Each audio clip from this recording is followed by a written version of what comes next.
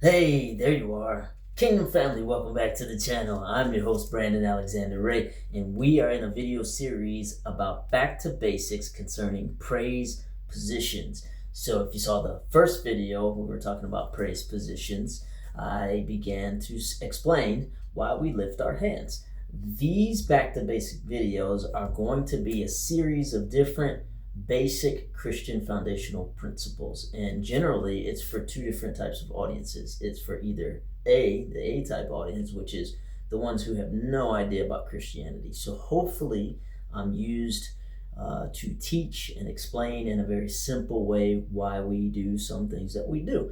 I think about a friend of mine who was invited, he was of a different faith, and he was invited by his newly found Christian girlfriend to a Christian church. And he thought it was some of the most bizarre behavior, as would most people if you're coming from the outside in.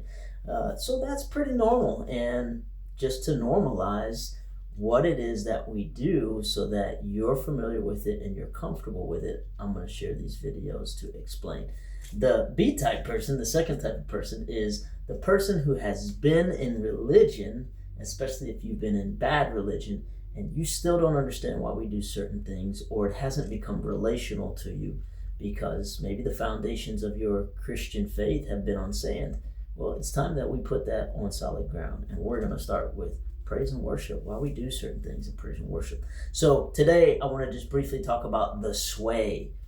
A lot of times if you are in a worship setting in the Christian walk, you see people during praise and worship and they sway.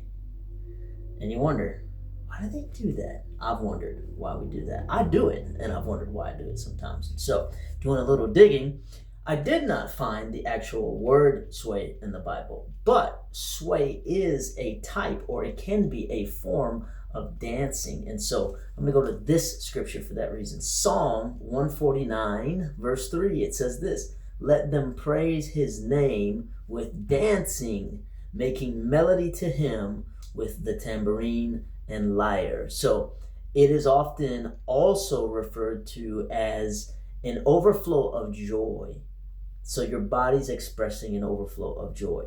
Have you ever been at your favorite restaurant and ate your favorite dish from that restaurant, and when you took that first bite or whatever, like 3 bites in, you get like an amazing flavor combination, just an explosive combination in your mouth, and you're like, that's the sway. And that's what we do spiritually. Think about eloquent dances. There are plenty of eloquent style dances that include the sway. Some would be the swing dance, for example, or the foxtrot.